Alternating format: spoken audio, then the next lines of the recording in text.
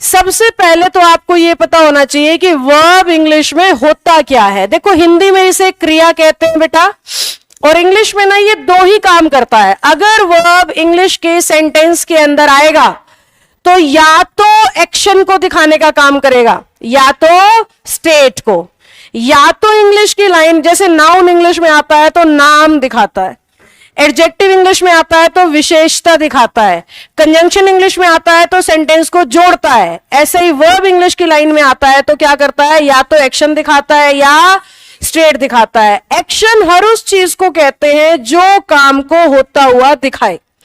Action हर उस चीज को कहते हैं जो काम को होता हुआ दिखाए। जैसे पोडियम पे मैं चल रही हूं, आपको दिख रहा है, ये मेरा एक्शन है फिलहाल का। मैं बोल रही हूं, आपको दिख रहा है, ये भी एक्शन है। मैं पढ़ा रही हूं, आपको दिख रहा है, ये भी एक्शन है। आप लिख रहे हो, वो भी। हर वो चीज जिसे होता हुआ आप इजीली देख पा रहे हैं, that is known as action. और एक्शन वाली वर्ब्स को ग्रामर की भाषा में क्या कहा गया है, मेन वर्ब। यानी आपसे कोई कह रहा है मेन वर्ब क्या है, तो आप कहोगे जो एक्शन दिखाए। वो आपको कह रहा है एक्शन क्या है, जहां पे काम होता हुआ साफ साफ पता चल रहा है। जैसे एक्शन मूवीज में एक्शन होता है, दिखता है ना, हीरो का पंच, विलन का उड़ना क्लियरली दिखता है, तो इसलिए उसे क्या कहा गया है, एक्शन। तो ऐसे ही इंग्लिश में वो वर्ब जो इस तरीके से काम का होना बिल्कुल साफ साफ दिखाते हैं, उन्हें एक्शनेटिव मेन वर्ब, या इसी का नाम होता है लेक्सिकल वर्ब। कुछ किताबें मेन वर्ब को ही क्या बुलाती हैं, लेक्सिकल वर्ब। कुछ किताबें मेन वर्ब को ही क्या लिख देती हैं, ऑर्डिनरी वर्ब। इसलिए हमारा बच्चा पजल हो जाता है कि ऑर्डिनरी वर्ब क्या है भाई, लेक्सिकल वर्ब क्या है, मेन वर्ब क्या है, एक्शनेटिव क्या है, सब एक ही है। चाहे एक्शन है, चाहे लेक्सिकल है, चाहे मेन वर्ब है, चाहे ऑर्डिनरी है, सब एक ही है जो काम का होना दिखाएं। अब स्टेट का क्या मतलब है मैम, इसमें बेटा वर्ब तो आ जाती है पर कोई काम नहीं होता हुआ दिखता।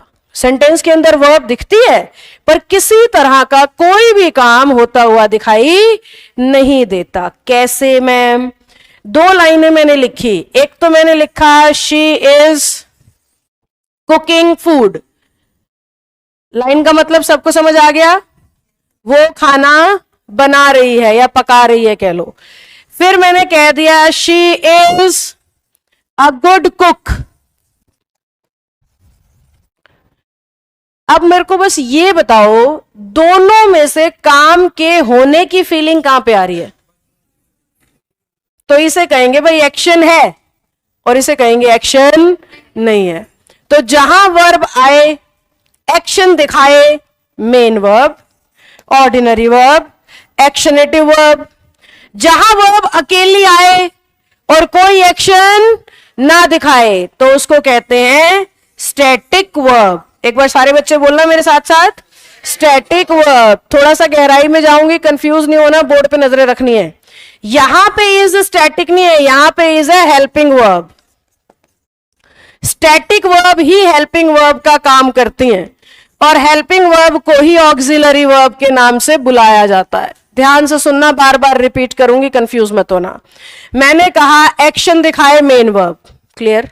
फिर मैंने कहा एक्शन ना दिखाए पर वर्ब आ जाए तो वो स्टैटिक वर्ब। भाई सेंटेंस में वर्ब आ गई पर कोई काम होता हुआ नहीं दिखा पा रही तो उसे इंग्लिश ने क्या नाम दे दिया, स्टैटिक वर्ब का नाम दे दिया। पर यही सेम इज मैं ऊपर यूज कर रही हूं तो यहां कह रही हूं यहां स्टैटिक नहीं है बच्चों, यहां क्या है, हेल्पिंग। क्यों, क्योंकि is am are, was were, has am had, do does did, modals, ये ऐसे एग्जांपल्स हैं, ये ऐसी हेल्पिंग वर्ब्स हैं, ऐसे स्टैटिक वर्ब्स हैं जो सेंटेंस के अंदर जाने पर पता लगता है कि उन्हें स्टैटिक बनाया गया है या हेल्पिंग।